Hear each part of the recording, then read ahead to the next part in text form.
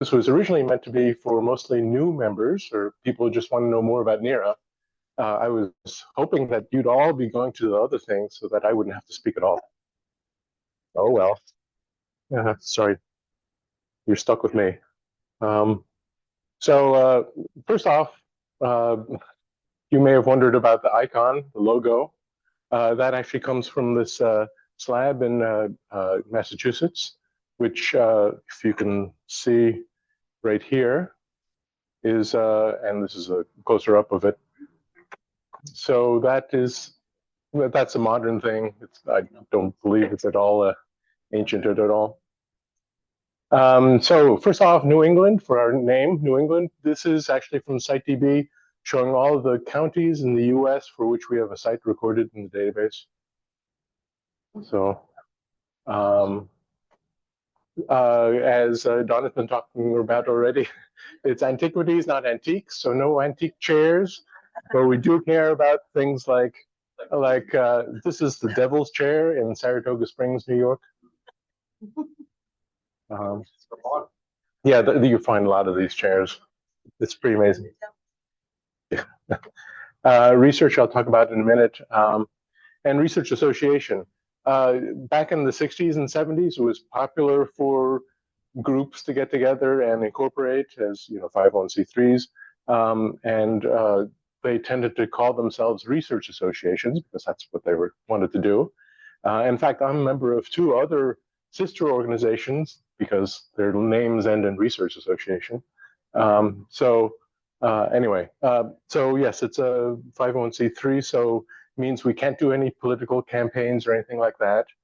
Not that that would be important now anyway. And there's a limited amount of lobbying we can do, but we can do so. So, well, you can read the objectives from the bylaws if you haven't read the bylaws yourself. So, investigation of the origin and function of American lithic features and sites in their cultural context. Well, that's pretty straightforward. What that really means is that we focus on stone structures. That's a natural thing to do without having to do any digging or anything like that. But really, from my point of view, as president, I'm trying to figure out what it is that NEARA should be thinking about. So what's interesting to you? You need to tell me, right? We'll tell other people on the board. Make suggestions. So that came from the bylaws, and I was starting to think of, listing all the different things that NEARA does, but that's silly. Go to the website. It has a listing of everything and has pictures too. So it's much better. And in fact, this is sort of the basic categories. And we'll talk about some of them and in the next couple of slides. Oh, and if you are curious about something and it's not on the website, contact me or someone else, and we'll either get you information and maybe we'll improve the website. So yeah, as I mentioned, stone structures, it should be obvious to everyone. What kind of structures? One of the things I've been noticing is that people tend to put up websites showing, oh, here are all these things I found in here. They started to characterize them, categorize them. But someone like Larry Harrop created this website, not this website, but then he passed away and then the website disappeared, right? So there's another notion of preserving that we do, at least I've been trying to do. I've been trying to preserve websites about stone structures and stuff like that, right? So basically I've incorporated that with his widow's permission. I've incorporated that into the NEARA website. And furthermore, let's see, do you know Peter Waxman? I asked, do you have anything you want to preserve? And he said, oh yeah, his online book about stone structures, again, organizing that kind of stuff. So that's part of the NEARA website now. Peter Annick talked about field trip we did last year with Chuck Drayton. He had a website, and it's still up, but he can't modify it anymore because it's owned by someone else, by his school. So that's why I incorporated that into the NEARA website. So if he wants to update it, he can. And if you care about kinds of stone structures, there are lots of things that are still available. The gauges of the book about different kinds of stone structures. So what does NEARA do? Well, you're here, so I don't need to tell you conferences and field trips. We also have publications, and you can find out about them from the NEARA calendar, which you can find out here on the website, and through the forum, which is another thing we've started recently. And so far, some of the discussions on the forum have been pretty good, so that's good. But I bet a lot more people could be involved. So these are field trips that I'd like to record just for posterity so people know about things. This is from the website. And if you want to read all of the old publications, old journals, all the transit newsletters, and the conference programs, those are all on SiteDB, which I'll talk about more later. So this is the homepage, basically, of the site database. And so these links here will lead you to individual things there. And something we started recently is all the videos of presentations. We have boxes of old tapes. So if someone wants to digitize them for us, that would be really useful. So this is actually in the site database. For example, a list of conferences, so you can look at each of those and find the PDFs for the programs for those individual conferences. I had skipped over research. So first of all, what is research? Now, I guess I shouldn't really talk too much about it, but I really liked how this summary Wikipedia says about collecting, organizing, analysis of evidence, and particularly this characterized by a particular attentiveness to controlling sources of bias and error. So being self-aware and understanding, sort of trying to be objective about everything is so important. Oh yes, and bylaws talks about research and special project committee. So again, it's oriented towards people. So now I'm going to give you some more my opinions about NEARA. My first opinion, of course, is that NEARA tries not to be opinionated. Now, there's a difference between having an opinion. It's good to have strong opinions, and I want everyone to have strong opinions. But it would be great if people were not opinionated. Where opinionated means sort of you're set in this way, and you're not willing to listen and to be convinced of other possibilities, or to look at evidence even when it's not necessarily in your favor. So anyway, so like I said, I want to have this. Everyone can have their own opinions, and you want to do your own research, which may or may not be sort of mainstream. That's fine. I think it's great. And in fact, I've noticed that in the past, NEARA has always been attracted to sort of offbeat, non-mainstream, or countercultural ideas. I think it's sort of fun to be sort of rebellious. And a prime example of that is, in fact, our keynote speaker tonight. So they were famous for that particular point of view.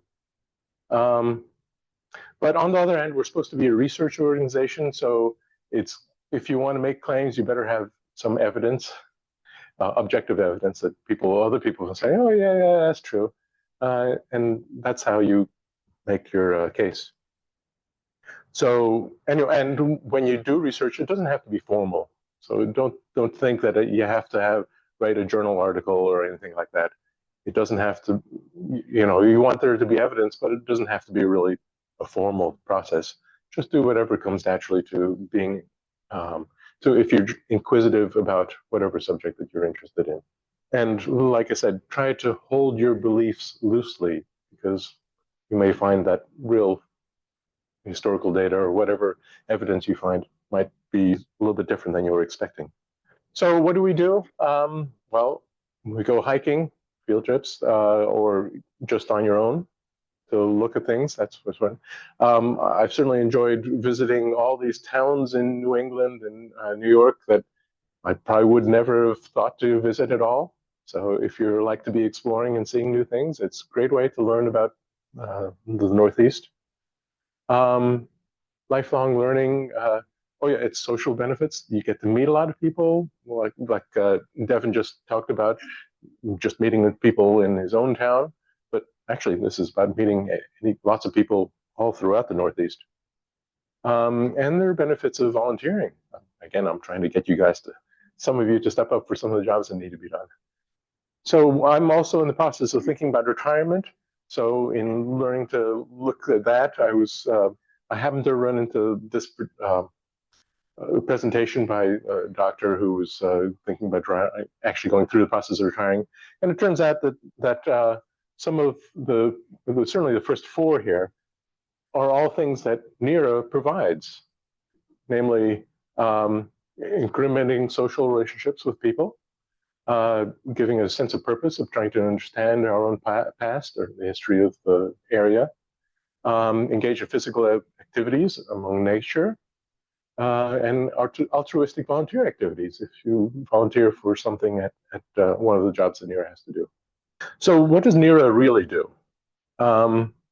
So it's more about discovery and learning. Actually, this is a stone circle in Oregon. There's right here, there's actually a petroglyph on the back of the chair. Yeah, so and as we've already talked about, but recording what it is that you see, at least take pictures.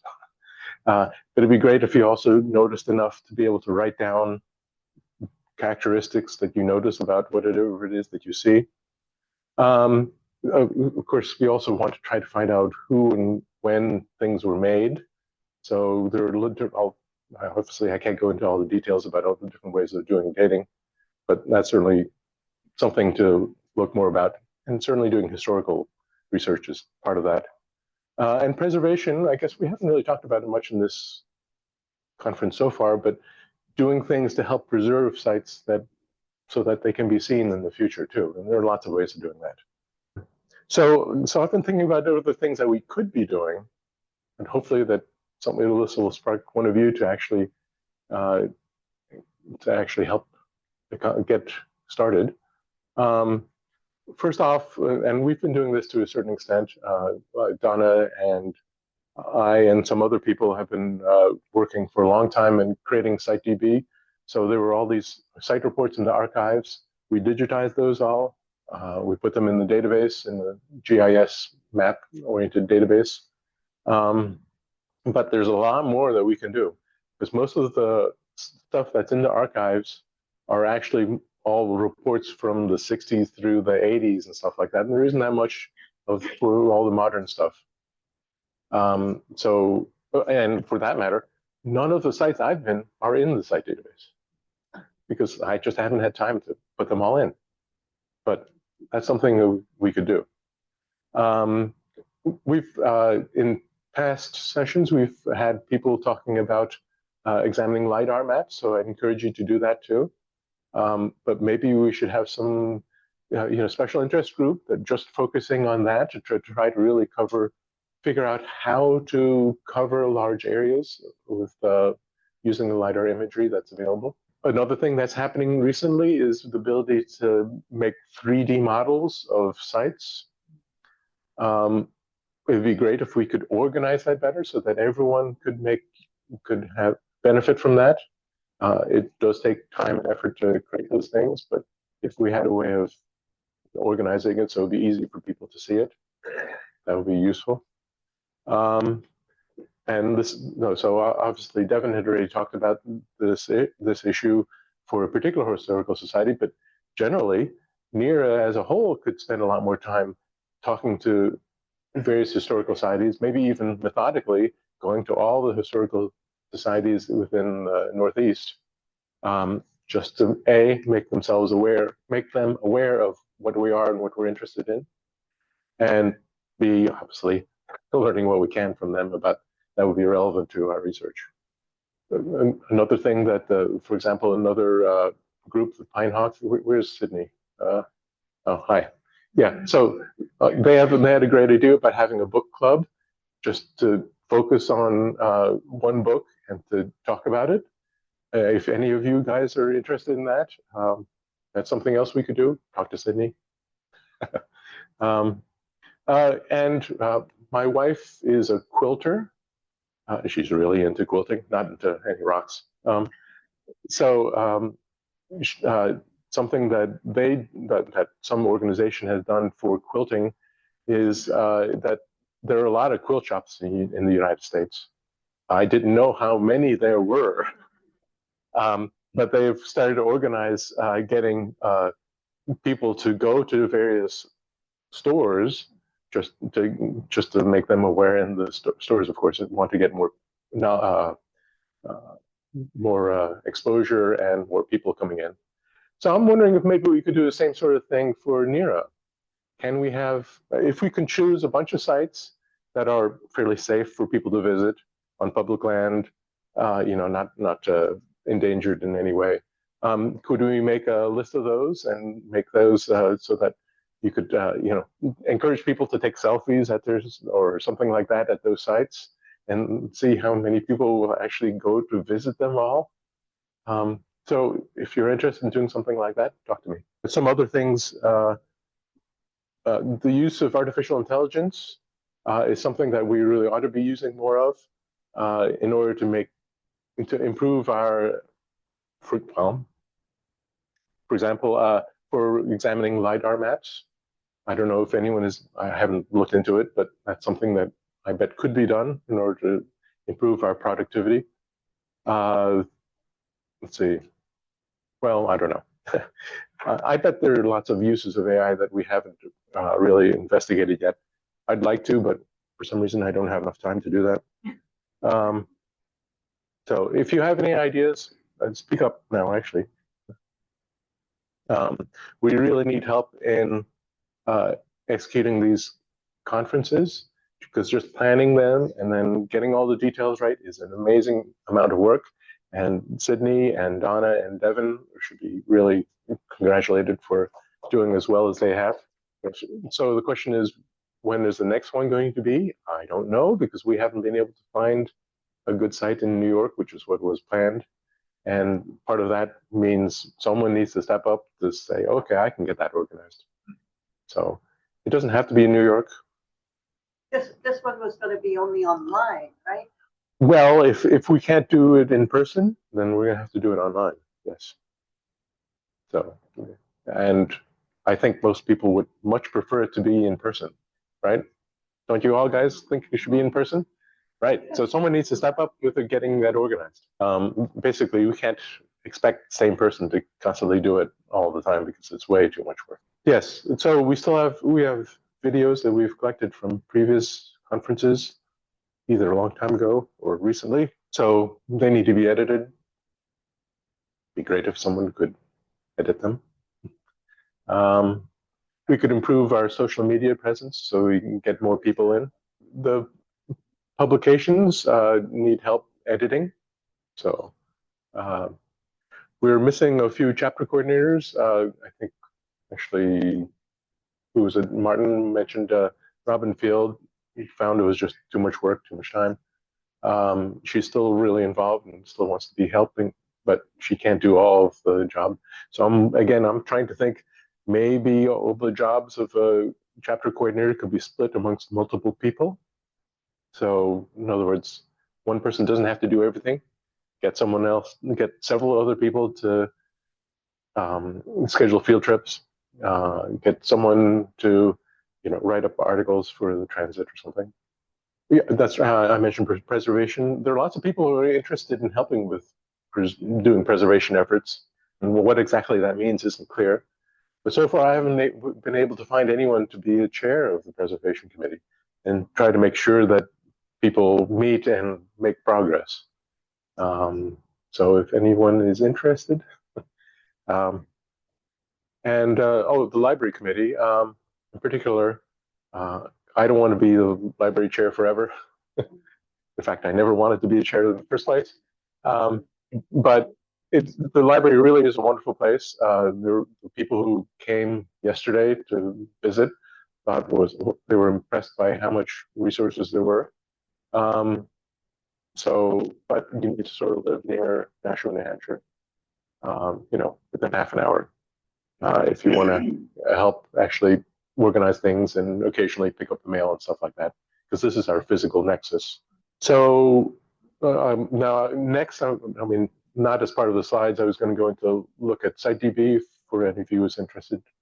But before I switch out of the PowerPoint slides, can I explain anything better? Can I answer any of your questions? What should we do more of? What should we do less of? You mentioned you showed on a slide a site name just called sitedb.org. Is that a NEARA site? Yes, effectively. That's what I was going to show next. Okay. But There it is. Yeah, there's the question.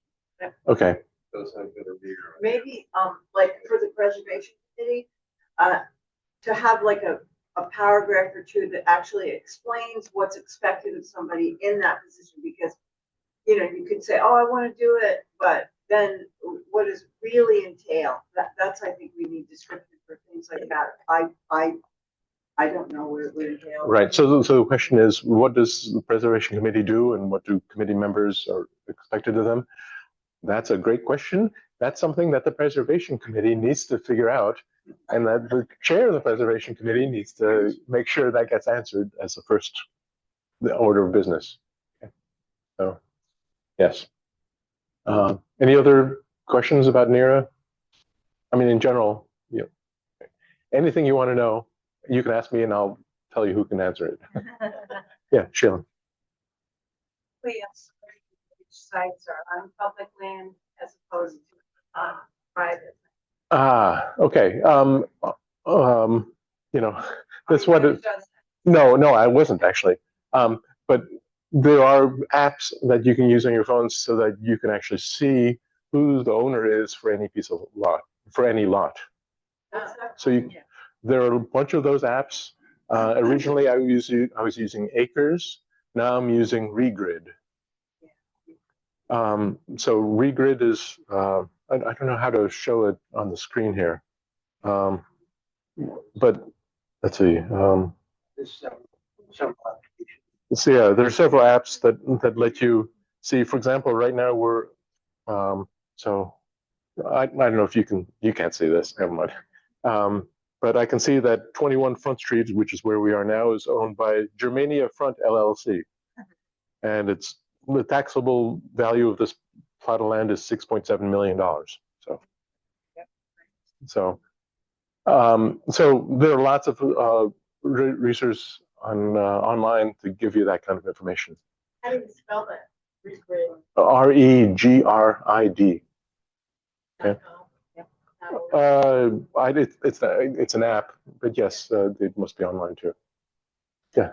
It'd be helpful on the NEARA site to have like a whole section of useful apps and tools. Oh yeah, that'd be good. That's a great suggestion. Thank you. I hope I won't forget it. Okay. Yes, someone remind me. Yes, go ahead.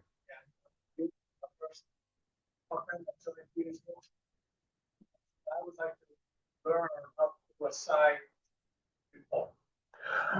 Okay. Yes. That's that guide. Oh, Right forms. yeah, actually, Sydney actually talked about that a year ago, 2 years ago. I don't remember now. 2 years ago, whatever. About site reporting, but we haven't had the time to get that all organized online.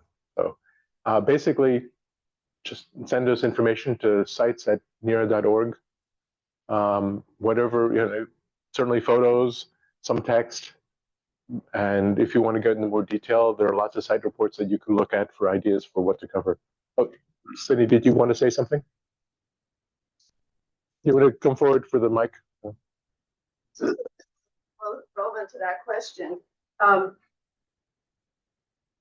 been wondering how many people would be interested in a back to basics sort of program, either like half a day at a conference or whenever, but we get back to people learn how to do site reports, some of all this NEARA information that people might not have known about. So I was wondering if anybody's interested in that, if you could kind of give us feedback and said, okay, so sort of just get to this.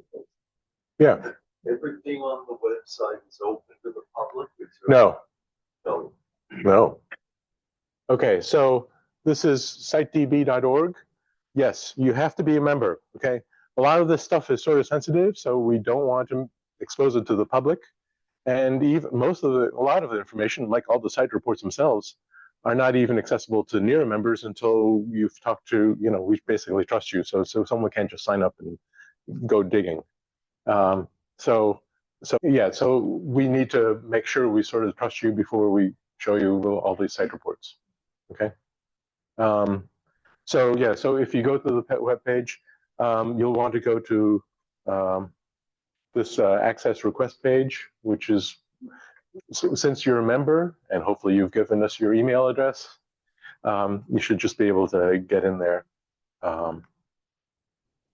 So just enter your email address right here, and then I added all these provisos to make sure that people understand that you have to be respectful of all the people and sites involved. And then you can actually go to login page. So for example, I can enter my name here, and so then I can log in. I'm trying to do this on my phone. Yeah. How do I get, like, if I type in NEARA and get home and all this other stuff? Yeah, that's our NEARA.org is our website, but site database is a different website. Sitedb.org. There are links from the website to the sitedb, right? So most people find it's easier just to type in sitedb.org. Do you remember I would go there and try to create an account? No, that's the good thing about membership.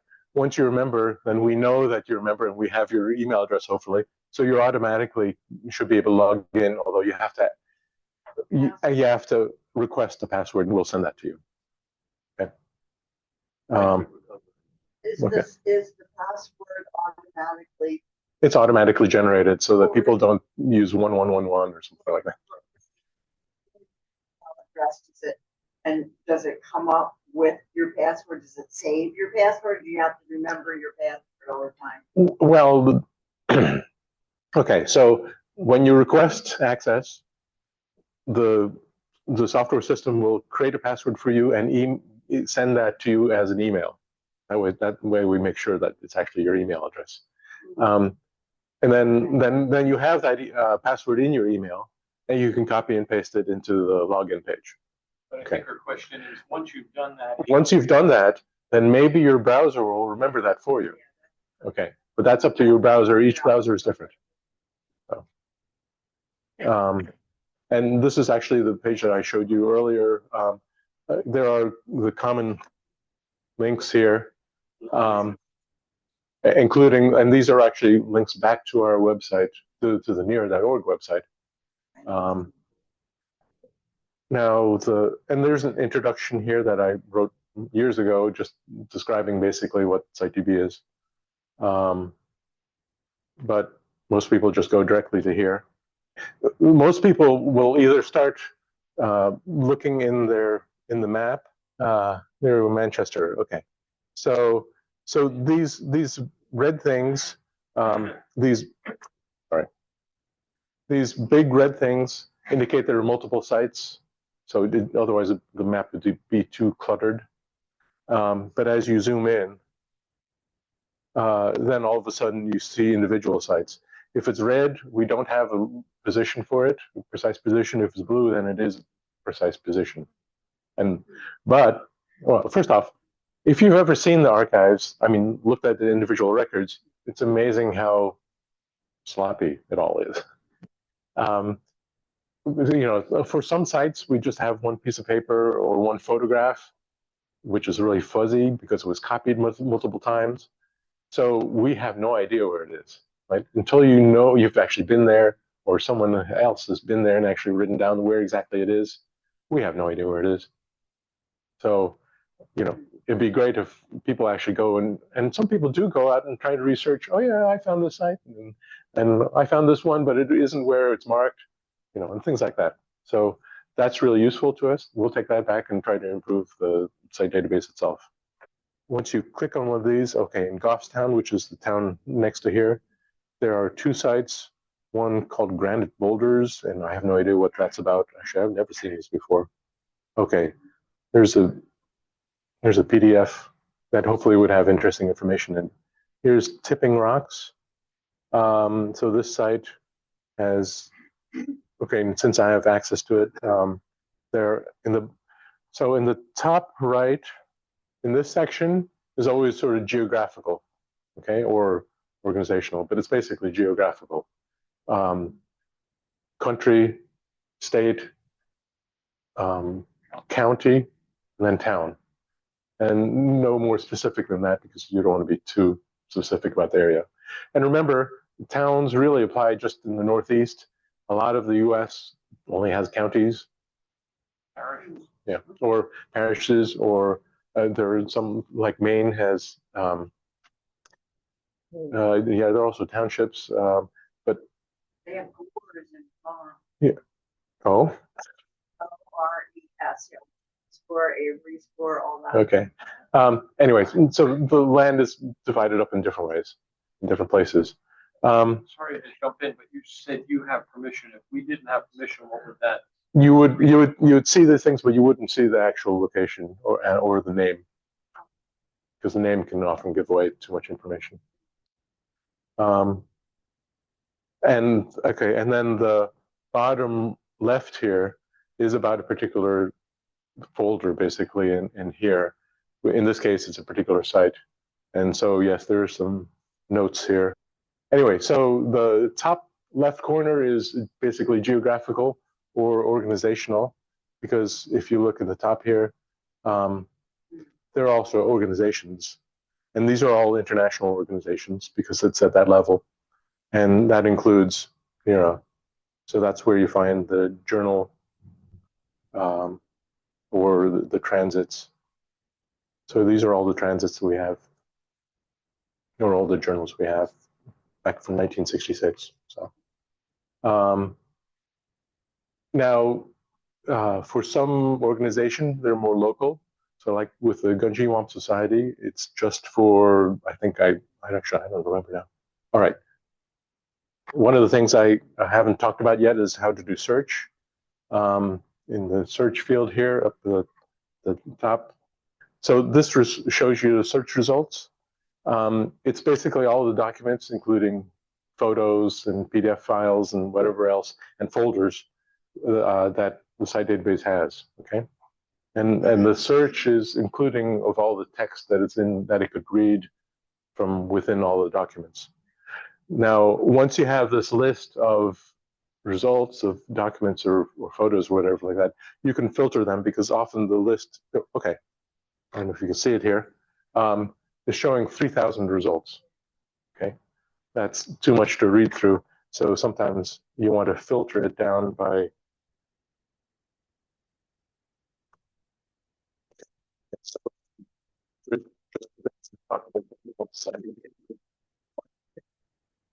the path, namely what location, then, oh, sorry.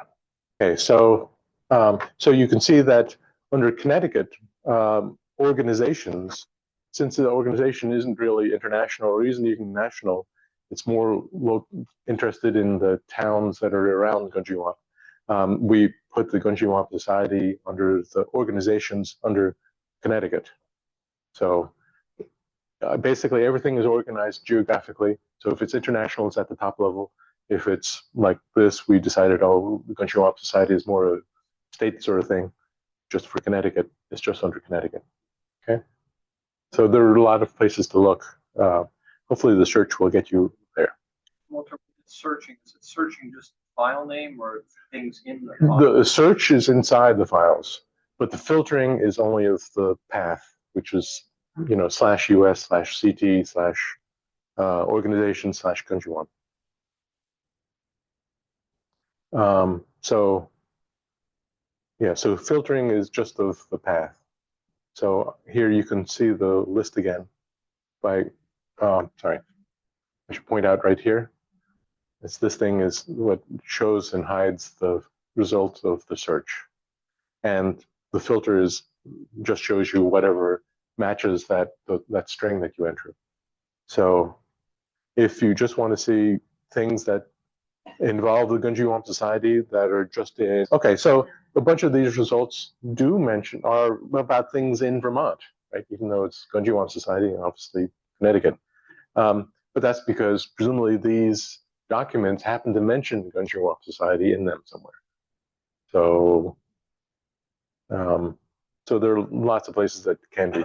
Now remember, a lot of these are photos that we tried to preserve all the information we had for each photo, particularly for slides. We'd write down as part of the file name any scribblings that were on. A lot of people didn't write down useful information, so we have lots of folders with lots of images. I mean, I'm sure with thousands of images where we just have no idea. So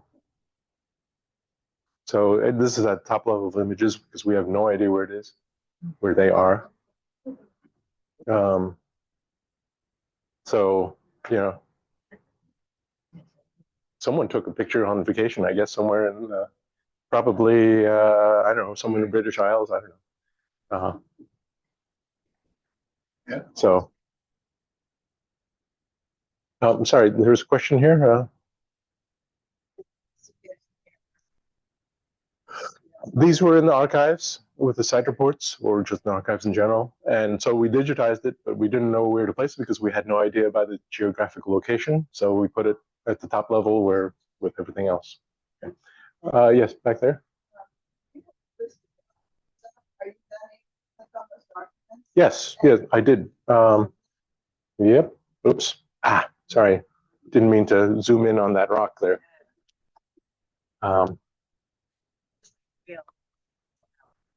yeah, it does actually. Yeah. Okay. So I'm gonna click on this thing right here again to show the search results. And which one would you like me to click on? Okay. Vermont's Egyptian rock. I have no idea what this is. I've never seen this document. Walter, are you getting that document up because you have authorization, or if we got to that part of the site DB database, can anybody see that? For things that are publications or photos, everyone can see them. Yeah. For site reports and mail and notes like that, you need permission. Okay. But you can't even get into site database unless NEARA has your. That's right. You can't get into it, and you can't see anything unless you're a NEARA member. There's a link, I guess, on the web page for getting permission to look at a field form or something.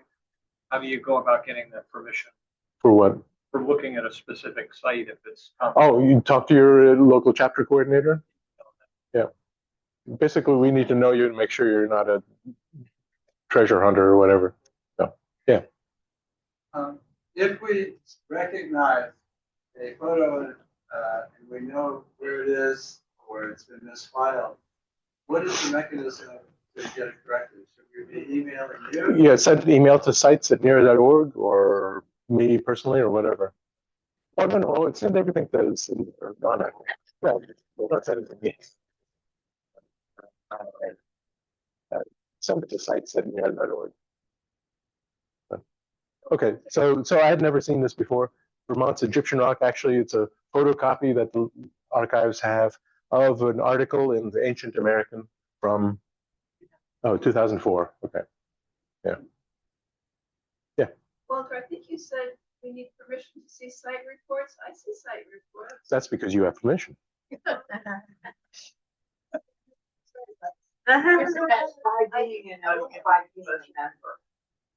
do you have to be special again, Laker? You need to talk with us. Or volunteer. Yeah. You might want to be If you're a board member, you can automatically get access to everything. So. Yeah, so that's a good point. I might be part of the nominating committee if somebody would like to become a board member or a director at large. Yep. Yes. Yep. So I know this is sort of embarrassing because, why shouldn't we trust you? Well, actually, we should trust you, but there might be some bad guys who just sign up to pay $25 and say, oh, that way I can get all this detailed information for where to find interesting sites and maybe start digging for treasure or whatever. We don't want that. Anyway, yes, go ahead. Database set up for different browsers. I know Chrome is this international browser. That's story all the time. Yeah, it should work on all browsers. I can't vouch for that though. Well, sometimes if you want to copy it. Yes, well, that should be a decreasing problem as time goes by.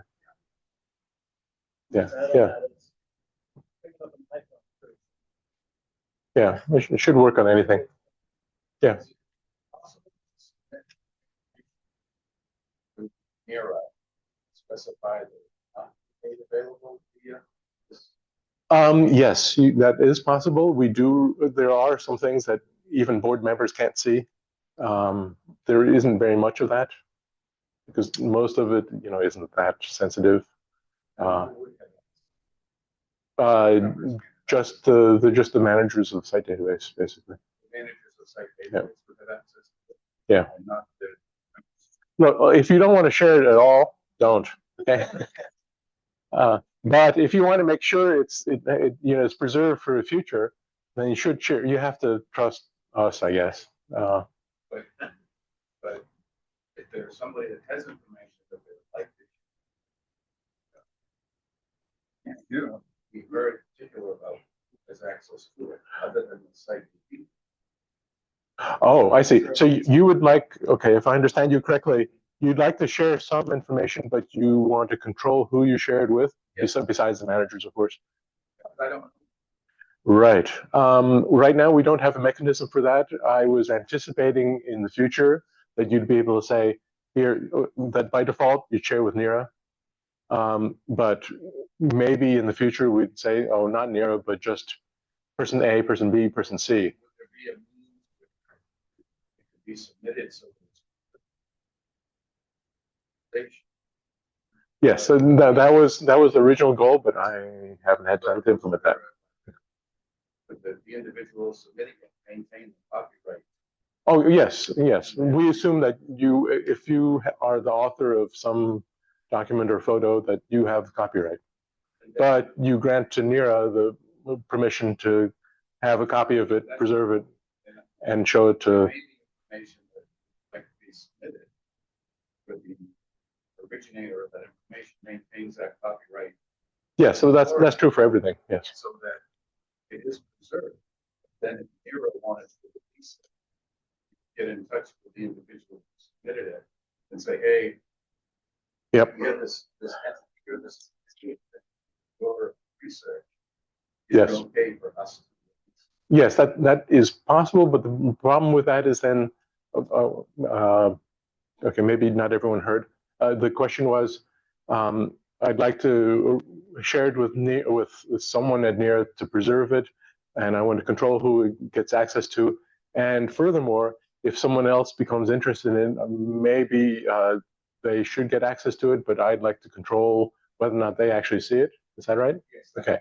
Yes. Okay. So we could certainly implement something like that. But what happens if we send you email and you don't reply, maybe for a good reason, like you've passed away or something like that? But what should happen then? So. Well, so if I just, it's somebody, not necessarily me, but somebody affected themselves, that's okay. Yep. Then it's lost maybe forever.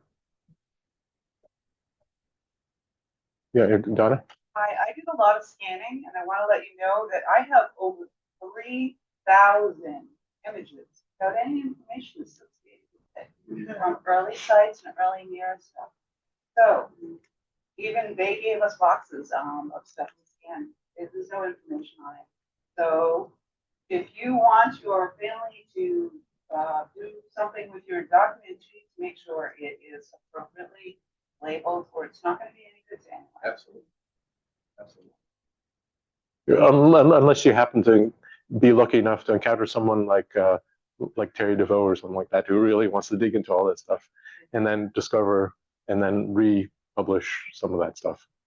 So, yes, back there.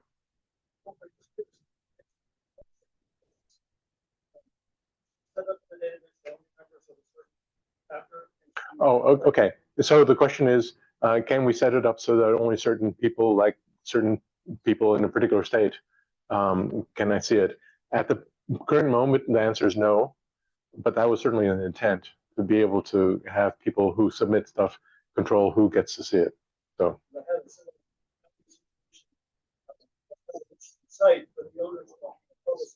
Yeah, yeah.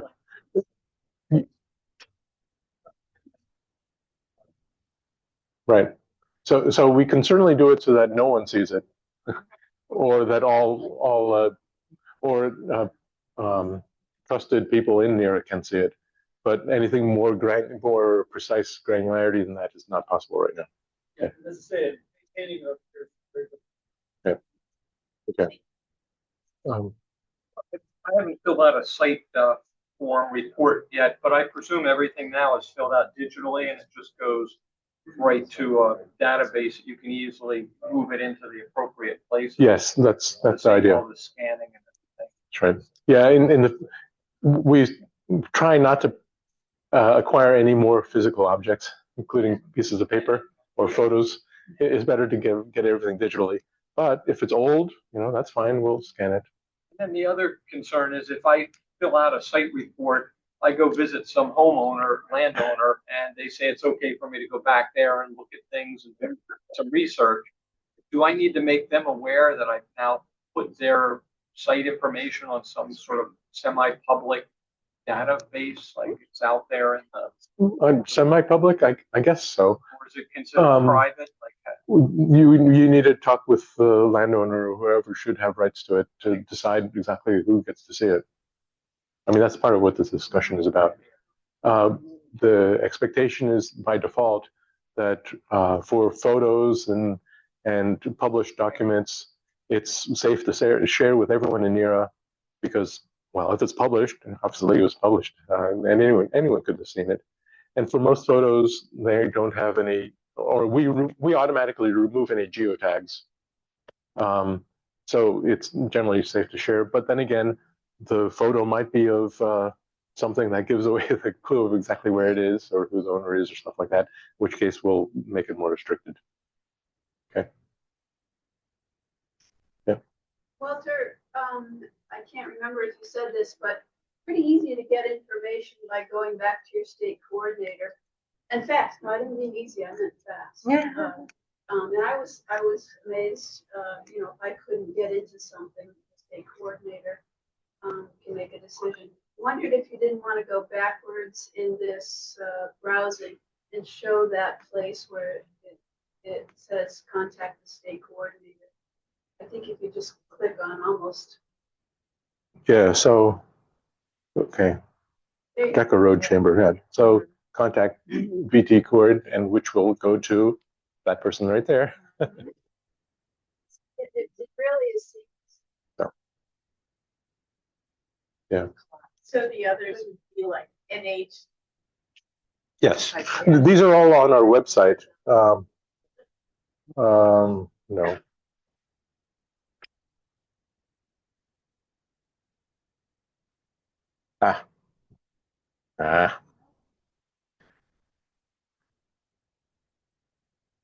So this is the NEARA website. Oh, I need to zoom in, I guess. For under contacts, these are the chapters, and here are the chapters and the respective people, and you can just click on them to send them email. And here are the various committees. Again, email addresses if you want to contact the committee. So. I have one last question.